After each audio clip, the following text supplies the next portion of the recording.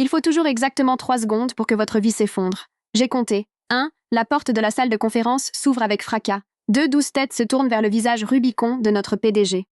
3. Son doigt se pointe directement vers moi alors qu'il prononce ces mots que je n'oublierai jamais. Ce sont toujours les plus discrets. Mes joues brûlaient alors que chaque collègue autour de cette table se tournait pour me fixer. 24 yeux me transperçant comme des aiguilles. Des visages passés de l'amitié à la suspicion en un clin d'œil. C'est là que j'ai compris qu'être compétente dans son travail ne signifie rien quand quelqu'un de puissant a besoin d'un bouc émissaire. Je m'appelle Margot Lavigne, j'ai 33 ans. Et avant d'en dire plus sur ce qui s'est passé ce jour-là chez Helix Dynamics, s'il vous plaît, aimez cette vidéo, abonnez-vous et dites-moi en commentaire d'où vous me regardez. Je n'arrive toujours pas à croire que je partage cette histoire, mais chaque fois que je la raconte, j'ai l'impression qu'un peu du poids qui pèse sur ma poitrine s'envole. 4 ans dans l'entreprise, 4 ans à arriver la première et à partir la dernière, 4 ans de merci Margot et de que ferions-nous sans vous, Margot. Et en 3 secondes, je suis devenue la paria du bureau. Notre PDG, Richard Blanchard, tout le monde l'appelait Rick, sauf moi, car je ne supportais pas cette familiarité, se tenait au bout de la table de conférence ce jeudi matin, les veines des tempes saillantes. Derrière lui, un écran de projection affichait un tableur avec un chiffre rouge éclatant, 2 367 412. Quelqu'un dans cette pièce vole mon entreprise, a-t-il dit, sa voix tombant dans ce calme dangereux que les hommes de pouvoir utilisent lorsqu'ils sont sur le point de détruire quelqu'un. Nous avons un écart de plus de 2,3 millions d'euros et je veux des réponses. Nous étions 12, assis là, pétrifiés. Il y avait Damien du marketing avec sa cravate perpétuellement desserrée. Amandine des relations clients qui revenait tout juste de congé maternité. Théo, notre technicien qui parlait rarement mais réparait tout. Lucie, notre responsable de bureau qui connaissait les secrets de tout le monde. Et les autres, tous membres de la division des projets spéciaux qui gérait nos comptes clients les plus sensibles. Il faut que vous sachiez que j'étais la spécialiste de la conformité financière, celle chargée de s'assurer que chaque euro était comptabilisé, que chaque transaction était en règle. L'ironie n'échappait à personne. Des irrégularités financières se produisent depuis 8 mois, a poursuivi Richard en marchant maintenant de long en large. Habile, presque indétectable, mais mes auditeurs externes ont trouvé le schéma. Mon estomac s'est noué. Il y a 8 mois, c'était exactement le moment où Richard m'avait personnellement transféré dans cette équipe, disant qu'il avait besoin de quelqu'un avec mon souci du détail. Maintenant, je comprenais pourquoi. Il a claqué un dossier sur la table. 2,3 millions d'euros détournés via des dizaines de microtransactions, tout approuvé dans cette salle, ses yeux se sont ancrés dans les miens, par quelqu'un qui pensait être plus intelligent que moi. J'ai senti une goutte de sueur glisser le long de ma colonne vertébrale alors qu'il s'approchait de ma chaise. Margot, ici présente, est notre experte des chiffres. Toujours discrète, toujours à l'affût, toujours en train de documenter. Il a presque craché le dernier mot. Ce sont toujours les plus calmes qui pensent qu'ils ne se feront pas prendre. Ma bouche s'est ouverte, mais rien n'est sorti. J'avais passé ma vie à être la personne fiable, la personne prudente, celle qui vérifiait son travail 3 fois. Maintenant, on me dépeignait comme une voleuse devant les collègues pour qui je m'étais tuée à la tâche. Monsieur, j'ai fini par articuler, ma voix d'une petitesse embarrassante. Il doit y avoir une erreur. Son rire était froid. Oh, je ne fais pas d'erreur, mademoiselle Lavigne, mais apparemment, vous en faites. J'ai déjà contacté les autorités. Ils seront là d'ici 1 heure. La pièce s'est mise à tourner. La police, ça ne pouvait pas arriver. Vérifier son ordinateur, a chuchoté quelqu'un. Dominique, notre chef d'équipe, qui semblait avoir toujours détesté ma collaboration étroite avec Richard. C'est déjà fait, a dit Richard. On a trouvé plein de choses. C'est là que j'ai réalisé qu'ils avaient tout prévu. Ce n'était pas une découverte, c'était une exécution. Vous connaissez ce moment où la peur se transforme en autre chose? Quand votre corps s'emplit de ce calme étrange, parce que vous avez touché le fond et que soudain, vous voyez tout clairement. J'en étais là. Mes mains ont cessé de trembler alors que je prenais mon téléphone. Monsieur, ai-je dit d'une voix plus ferme que je ne l'aurais cru. Vous pourriez vouloir voir ceci. Richard a ricané. Une confession. Quelle délicate attention. Pas exactement. J'ai ouvert le dossier sécurisé que je tenais à jour depuis 10 mois, avant même d'avoir rejoint cette équipe. Je lui ai tendu mon téléphone, l'écran affichant une vidéo. Son visage a changé alors qu'il regardait. De la confusion, puis de l'incrédulité, puis quelque chose qui ressemblait à de la peur. Voyez-vous, il y a 10 mois, j'avais remarqué quelque chose d'étrange dans les registres de transactions de l'entreprise. De légers écarts. Rien de majeur, mais des schémas qui n'avaient aucun sens. J'avais fait part de mes inquiétudes à mon précédent superviseur, qui m'avait éconduite. Alors, j'avais commencé à tout documenter. Des captures d'écran, des enregistrements de réunions, des sauvegardes, de fichiers modifiés, avant et après leur changement. Pas parce que je soupçonnais une fraude, mais parce que j'en avais assez que mes inquiétudes soient ignorées. Quand Richard m'a transféré dans l'équipe des projets spéciaux, j'ai continué ma documentation par habitude. Des registres détaillés et méticuleux de tout ce que je touchais, y compris les 6 occasions distinctes où Richard lui-même m'avait demandé d'ajuster certains dossiers de facturation client. À chaque fois, il se justifiait en parlant de correction d'erreurs comptables, d'équilibrage des comptes ou de problèmes de relations clients. À chaque fois, j'avais fait ce qu'on m'avait demandé tout en sauvegardant discrètement les données originales. Je n'avais pas réalisé ce que je documentais jusqu'à il y a 3 semaines, quand le schéma est enfin devenu clair. À ce moment-là, j'avais 10 mois de preuves montrant exactement comment 2,3 millions avaient disparu et exactement sur quelles instructions cela s'était produit. Vous avez enregistré nos réunions privées ? A chuchoté Richard, le visage blême. Loi Sapin 2 sur la protection des lanceurs d'alerte, ai-je répondu, et j'ai bien plus que des enregistrements. La salle était devenue d'un silence mortel. Tout le monde observait ce basculement de pouvoir, ce moment impossible. Ce sont des affaires commerciales confidentielles, a-t-il dit, la voix montante. Vous avez violé la politique de l'entreprise. Intéressant. C'est là votre seule préoccupation en ce moment ? Ai-je dit, trouvant un courage que je ne me connaissais pas. Pas les transactions frauduleuses ou le fait que vous étiez sur le point de me faire arrêter pour vos crimes. Il a ajusté sa cravate, changeant de tactique. Tout le monde dehors, sauf Margot, personne n'a bougé. Maintenant, a-t-il hurlé. Dominique s'est levé le premier. Je pense que nous devrions rester. Ses yeux ont rencontré les miens avec un nouveau regard. Du respect, peut-être. Ou juste la décence humaine fondamentale, qui vient du fait de voir quelqu'un se faire presque détruire. Le téléphone de Richard a vibré. Il a jeté un œil et a blêmi. Cette réunion est terminée. Nous en discuterons en privé, Margot. Non, ai-je dit, me surprenant moi-même. Nous n'en discuterons pas. Pendant des années, j'ai été le paillasson du bureau, la personne fiable qui restait tard, corrigeait les erreurs des autres et ne se plaignait jamais. Celle dont les projets de week-end pouvaient toujours être sacrifiés pour une urgence. La discrète. Tout ce qui se trouve dans ce dossier a déjà été sauvegardé dans 3 lieux sécurisés, ai-je continué, y compris au cabinet de mon avocat. Vous avez 20 minutes avant que les véritables autorités n'arrivent, celles que j'ai appelées ce matin. Le visage de Richard s'est tordu de rage. Espèce de stupide. Ne faites pas ça, l'a interrompu brusquement Lucie. Elle en a déjà assez pour vous enterrer. Les 20 minutes suivantes ont été un flou total. Richard s'est barricadé dans son bureau. La sécurité est arrivée. Les gens chuchotaient dans les coins. Je suis restée assise seule à la table de conférence, tremblant si fort que je devais m'agripper aux accoudoirs. J'avais tout fait dans les règles toute ma vie. Je n'avais jamais traversé en dehors des clous. J'avais déclaré mes impôts en avance, gardé les reçus des fournitures de bureau. Et d'une manière ou d'une autre, je m'étais retrouvée ici, devant choisir entre aller en prison pour les crimes de quelqu'un d'autre, ou me battre contre la personne la plus puissante que je connaissais. Quand les agents de la brigade financière sont entrés, oui, la vraie brigade financière, il s'avère que la comptabilité créative de Richard était transfrontalière au sein de l'Union européenne. Je leur ai tendu mon téléphone et 10 mois de preuves méticuleusement organisées. Vous documentez cela depuis combien de temps ? A demandé l'agente en parcourant mes fichiers, les sourcils levés. Depuis que j'ai remarqué pour la première fois que quelque chose n'allait pas, ai-je dit. Personne ne voulait m'écouter. Elle m'a regardé avec une sorte de pitié. Ils vous écoutent maintenant. Alors qu'ils emmenaient Richard, sans menottes, juste une escorte humiliante à travers le bureau qu'il avait dirigé, comme un royaume, il a croisé mon regard une dernière fois. Vous le regretterez, a-t-il dit doucement, pour moi seul. Personne n'embauchera un lanceur d'alerte. Peut-être qu'il avait raison. Peut-être que je venais de réduire ma carrière en cendres pour me sauver. Mais en le regardant sortir, j'ai réalisé que j'avais passé toute ma vie professionnelle à avoir peur. Peur de décevoir les gens, de ne pas être parfaite, de soulever des inquiétudes, de me démarquer. J'étais fatiguée d'avoir peur. L'entreprise a implosé au cours des semaines suivantes. Des auditeurs ont envahi nos bureaux. Le conseil d'administration a tenu des réunions d'urgence. Quelques cadres ont démissionné soudainement pour raisons personnelles. L'équipe des projets spéciaux a été dissoute. Nous avons tous été mis en congé payé le temps qu'ils règlent ce chaos. 3 semaines après cette réunion, j'étais assise seule dans mon appartement, entourée d'offres d'emploi auxquelles j'étais trop paralysée pour postuler. Les paroles de Richard Blanchard résonnaient dans ma tête. Personne n'embauchera un lanceur d'alerte. Je m'étais épargné la prison, mais à quel prix ? Mon téléphone a sonné. C'était Amandine de l'équipe. Vous êtes au courant ? A-t-elle demandé sans préambule. Au courant de quoi ?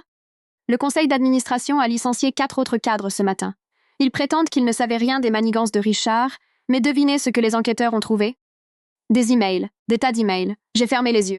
Alors tout le monde savait ? Pas tout le monde, a-t-elle dit, mais assez de gens pour faire de cette affaire un scandale bien plus important que le simple cas de Richard. J'aurais dû me sentir réhabilitée.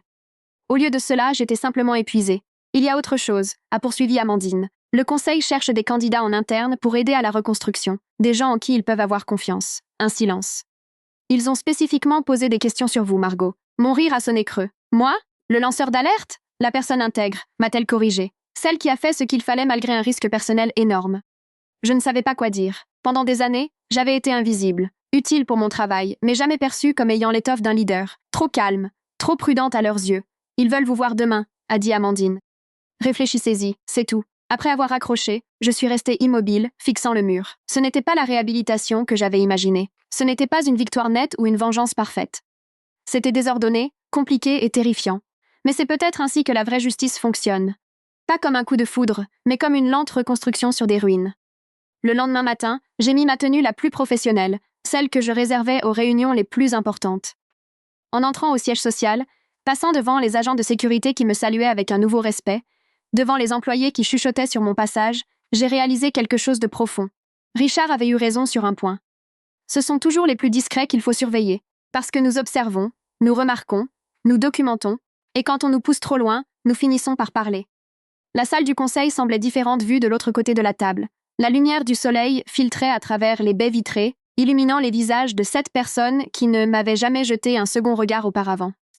Maintenant, ils m'observaient avec une attention soutenue alors que je m'installais dans le fauteuil directement en face de Diane Mercier, la présidente du conseil d'administration.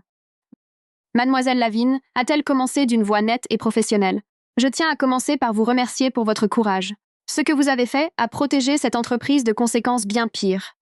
Les mots semblaient répétés, comme quelque chose que son équipe de gestion de crise avait préparé. J'ai hoché la tête poliment, mais je n'ai rien dit. J'avais appris que le silence met les gens puissants mal à l'aise. Laissez-les le combler.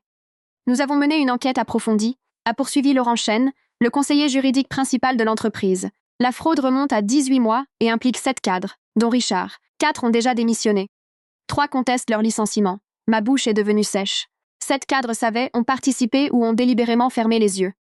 Laurent a précisé que les 2,3 millions d'euros que Richard accusait votre équipe d'avoir volés n'étaient que ce que nous avions trouvé jusqu'à présent. J'ai pensé à mes anciens collègues, 11 personnes qui avaient été soupçonnées, dont la réputation avait été remise en question.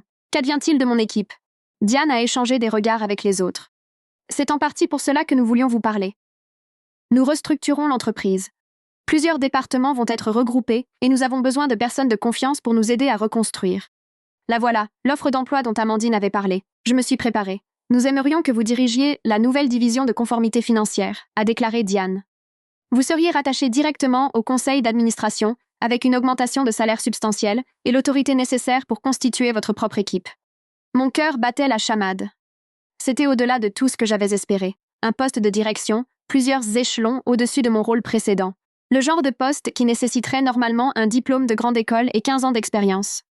Le genre de poste pour lequel personne ne m'aurait jamais envisagé il y a un mois. Pourquoi moi? Ai-je demandé, non pas pour obtenir des compliments, mais par réel besoin de comprendre. L'expression professionnellement agréable de Diane a vacillé. Honnêtement, mademoiselle Lavigne, nous avons un problème de crédibilité. Nous avons besoin de quelqu'un à l'intégrité irréprochable. Quelqu'un qui a prouvé qu'il ferait ce qui est juste, même quand c'est difficile. Traduction, ils avaient besoin de ma réputation pour sauver la leur, de mon statut de lanceur d'alerte comme bouclier pour l'entreprise. Je serais leur mascotte de l'éthique, la preuve que l'entreprise avait fait le ménage. Et si je dis non? Ai-je demandé. Nous comprendrions parfaitement, a dit Laurent avec fluidité. Vous recevriez une indemnité de départ généreuse, d'excellentes références et une clause de confidentialité, je présume? Ai-je interrompu. Le silence momentané l'a confirmé. Il me paierait pour que je parte discrètement si c'était ce que je voulais. J'ai regardé autour de la table ces gens puissants qui, soudain, avaient besoin de moi. Un mois auparavant, j'aurais accepté n'importe quelle offre, reconnaissante de la moindre reconnaissance. Mais cette Margot-là était morte le jour où Richard a tenté de la détruire. J'aimerais proposer une alternative, ai-je dit, surprise par l'assurance de ma propre voix. J'envisagerais le poste, mais j'ai des conditions. L'atmosphère dans la salle a changé, les sourcils se sont levés. Ce n'était pas dans leur scénario. Nous sommes ouverts à la discussion, a dit Diane avec prudence. Premièrement, toute mon équipe doit être blanchie publiquement, par un email envoyé à l'ensemble de l'entreprise indiquant qu'ils ont été innocentés, avec des primes pour le stress qu'ils ont subi. Laurent griffonnait des notes. Cela semble raisonnable. Deuxièmement, je veux interviewer personnellement chaque membre du département financier. Tous ceux qui resteront seront sous mes ordres et j'ai besoin d'avoir confiance en eux. De nouveaux hochements de tête autour de la table. Troisièmement, je veux le bureau de Richard. Cela les a arrêtés. Le bureau d'angle de Richard était traditionnellement réservé aux membres de la direction générale. Ce n'est pas la norme pour un poste de direction, a déclaré Martin DRH, prenant la parole pour la première fois. J'ai soutenu son regard avec assurance. Rien dans cette situation n'est la norme. Diane m'a étudié pendant un long moment, puis a acquiescé. Autre chose, j'ai pris une grande inspiration. Oui, pas de clause de confidentialité. Je ne dénigrerai pas publiquement l'entreprise si vous agissez de bonne foi, mais je ne renoncerai pas à mon droit de parole. La température dans la pièce a chuté brusquement. C'est très inhabituel, a commencé Laurent. Tout comme le fait d'être faussement accusé de détournement de fonds par son propre PDG, ai-je répliqué. Je n'ai rien demandé de tout cela, mais puisque nous en sommes là, j'ai besoin de savoir que je m'engage dans quelque chose de mieux, pas seulement de différent. Diane a fait sortir tout le monde sauf elle-même et Laurent. Pendant 45 minutes, nous avons négocié les conditions. Au moment où j'ai quitté cette salle du conseil, j'avais tout ce que j'avais demandé par écrit et quelque chose d'encore plus précieux. Le respect. Le lendemain, quand je suis entrée dans l'ancien bureau de Richard, mon bureau désormais, j'ai ressenti un mélange complexe d'émotions. Du triomphe, certes, mais aussi de la tristesse pour ce qu'il en avait coûté pour en arriver là. J'ai passé mes doigts sur le bureau luxueux où il s'était autrefois assis pour comploter ma chute, et j'ai pensé au pouvoir, à la façon dont il change les gens, dont il peut corrompre, et à quel point je ne voulais pas que cela m'arrive. Un coup à la porte a interrompu mes pensées. Lucie se tenait là, avec une petite plante verte. Un cadeau pour ton nouveau bureau, a-t-elle dit en la posant sur mon bureau. Difficile à tuer, même pour ceux qui oublient de l'arroser. Comme ta carrière, apparemment. J'ai ri. Mon premier rire sincère depuis des semaines. As-tu des nouvelles des autres ai-je demandé. Tout le monde a été convoqué à des entretiens aujourd'hui. Des rumeurs de réorganisation circulent. À ton sujet? Elle a marqué une pause, scrutant mon visage. Alors, c'est vrai? C'est toi qui diriges maintenant? Un département, pas l'entreprise, ai-je précisé. Et j'aimerais que tu sois mon bras droit. Ses yeux se sont agrandis. Moi? Je suis à la gestion administrative, pas à la finance. Tu es organisé, perspicace et surtout, tu as pris ma défense ce jour-là alors qu'il aurait été plus facile de ne pas le faire. J'ai besoin de personnes en qui je peux avoir confiance. Au cours de la semaine suivante, j'ai rencontré chaque membre de notre ancienne équipe, ainsi que des dizaines d'autres personnes de la finance et de la comptabilité. J'ai embauché Théo pour élaborer des protocoles de sécurité personnalisés pour notre nouveau département. J'ai fait venir Amandine pour gérer les communications externes. Même Dominique, qui avait initialement suggéré de vérifier mon ordinateur, a montré assez de remords et de compétences pour gagner une place dans la nouvelle équipe. Seul Damien a décliné mon offre. Je suis désolée, Margot, mais cet endroit est souillé pour moi maintenant, a-t-il dit. J'ai accepté un poste ailleurs. J'ai respecté sa décision. Tout le monde n'a pas envie de reconstruire sur des ruines. Le travail était plus dur que tout ce que j'avais fait auparavant. Les journées de 16 heures sont devenues la norme. Nous avons découvert d'autres irrégularités financières en creusant davantage. Les manigances de Richard avaient des ramifications dans toute l'entreprise. Chaque découverte ressemblait à une réhabilitation, mais me rappelait aussi à quel point j'avais failli porter le chapeau pour tout cela. 3 mois après le début de mes nouvelles fonctions, j'ai reçu un SMS d'un numéro inconnu. Vous croyez avoir gagné? Profitez-en tant que ça dure. J'ai immédiatement su de qui cela venait. Mes mains tremblaient alors que je montrais le message à Laurent. Nous allons nous en occuper, m'a-t-il assuré. Richard fait l'objet d'une enquête de la part de 3 agences différentes. Cela ne fera qu'aggraver son cas. Mais cette nuit-là, seule dans mon appartement, je n'arrivais pas à chasser ma peur. Richard était puissant et avait des relations. Et s'il avait encore des alliés dans l'entreprise? Et si ce n'était que le début de ses représailles? J'ai à peine dormi, sursautant au moindre bruit. Le lendemain matin, je suis arrivée au travail avec des cernes sous les yeux, tressaillant quand mon téléphone a vibré pour un nouveau message. Ce n'était pas Richard cette fois, mais une alerte info. L'ancien PDG d'Helix Dynamics, Richard Blanchard, arrêté pour de multiples chefs d'accusation de fraude. L'article incluait sa photo d'identité judiciaire, mal rasée, les yeux caves, n'ayant plus rien de la figure intimidante qui pointait autrefois son doigt vers moi pour m'accuser. La brigade financière avait trouvé des preuves de montage similaires dans ses 2 précédentes entreprises. Ce n'était pas sa première fraude, juste la première fois qu'il se faisait prendre. Ce soir-là, en quittant le bureau, j'ai croisé Diane Mercier dans l'ascenseur. « J'imagine que vous avez vu les nouvelles » a-t-elle dit. J'ai acquiescé. Les procureurs ont appelé. Ils veulent que vous témoigniez. Mon estomac s'est noué. La pensée d'affronter Richard au tribunal, de devoir revivre cette réunion humiliante, me rendait physiquement malade. « Est-ce que j'ai le choix » ai-je demandé. Légalement, oui. En pratique, elle laissa sa phrase en suspens. Nous connaissions toutes les deux la réalité. Si je refusais de témoigner, cela saperait tout ce pourquoi je m'étais battue. L'audience préliminaire était prévue un mardi matin, début décembre. J'ai passé la nuit précédente à répéter mon témoignage avec Laurent Chen, me préparant à chaque question possible. Dites simplement la vérité, m'a-t-il conseillé. C'est tout ce que vous avez à faire. Mais entrer dans cette salle d'audience, le lendemain ressemblait à une entrée sur un champ de bataille. Ma tenue soigneusement choisie, un tailleur gris anthracite, rien de voyant, me servait d'armure, mon dossier de notes organisé, de bouclier. Et puis Richard était là, assis à côté de son avocat, portant un costume qui flottait sur sa silhouette. Il avait perdu du poids. Lorsqu'il s'est retourné et m'a vu, son expression est passée de l'impassibilité à la haine si rapidement que j'ai tressailli. Je m'attendais à avoir peur. Au lieu de cela, je n'ai rien ressenti. Cet homme n'avait plus aucun pouvoir sur moi. Quand je suis montée à la barre, ma voix n'a pas tremblé. J'ai répondu à chaque question clairement, me référant à ma documentation si nécessaire. J'ai décrit les transactions, le mécanisme de la fraude, comment Richard m'avait positionné pour que je porte le chapeau. L'avocat de Richard a essayé de me faire passer pour une employée ambitieuse qui s'était retournée contre son patron pour faire progresser sa carrière. N'est-ce pas pratique que vous occupiez maintenant un poste de directrice après avoir accusé M. Blanchard? Rien n'a été pratique dans tout cela, ai-je répondu. J'ai perdu des amis. J'ai encore des crises d'angoisse. Je vérifie mes verrous 3 fois avant de me coucher, mais je n'avais pas le choix. C'était soit parler, soit aller en prison pour quelque chose que je n'avais pas fait. Quand ce fut terminé, je suis passée devant Richard sans croiser son regard. Dehors, les reporters attendaient avec caméra et micro. Mademoiselle Lavigne, quel effet cela fait-il de faire tomber votre ancien patron? Allez-vous continuer à travailler chez Helix Dynamique? Vous considérez-vous comme une héroïne? Je me suis frayé un chemin à travers eux sans répondre. Il ne s'agissait pas d'héroïsme ou de vengeance. C'était une question de survie. 6 mois après cette première accusation, Richard a plaidé coupable de multiples chefs d'accusation de fraude. Les détails ont été rendus publics. Il détournait de l'argent pour couvrir des dettes de jeu personnels, créant des camouflages élaborés, et s'apprêtait à fuir le pays quand le montage a commencé à s'effondrer. Il a été condamné à 8 ans à la prison de la santé. L'entreprise a survécu, bien que changée. Nous avons perdu des clients au début, mais nous en avons gagné de nouveaux, qui appréciaient nos mesures de transparence renforcées.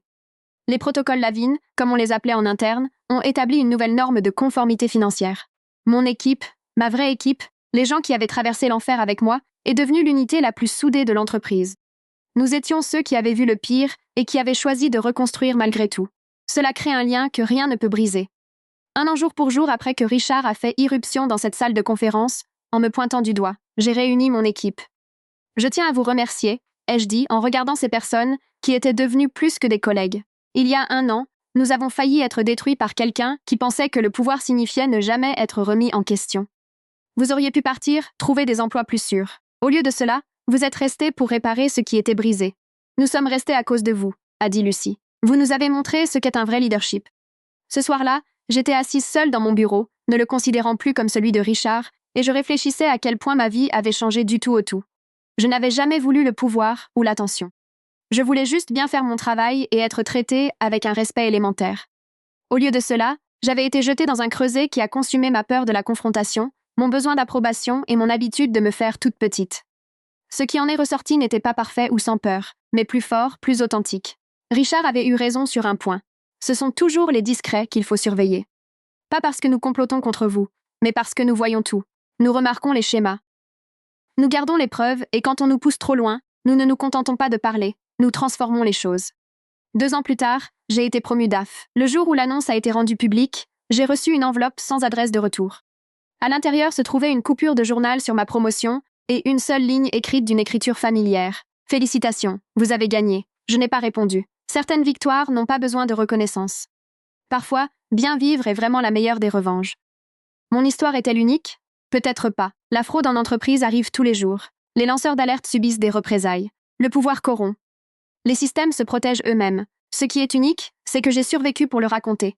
Que j'ai trouvé ma voix quand cela comptait le plus. Que j'ai appris la différence entre être discrète et être réduite au silence. Alors, si vous regardez ceci, et que quelque chose dans mon histoire résonne en vous, si vous êtes celui qui est discret, celui qui est prudent, celui qui remarque ce que les autres ratent, sachez ceci. Votre attention aux détails n'est pas de l'excès de réflexion. Votre prudence n'est pas une faiblesse. Votre documentation n'est pas de la paranoïa. Cela pourrait bien vous sauver un jour. Et si vous êtes le Richard dans l'histoire de quelqu'un, celui qui utilise son pouvoir pour écraser ceux qui sont au-dessous de lui, en croyant que sa position le rend intouchable, sachez ceci également. Les discrets vous observent, toujours. Avez-vous déjà été dans une situation où vous avez dû tenir tête à quelqu'un de plus puissant que vous?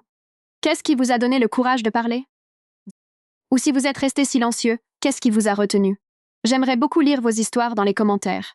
Et si cela a résonné en vous, n'oubliez pas de vous abonner.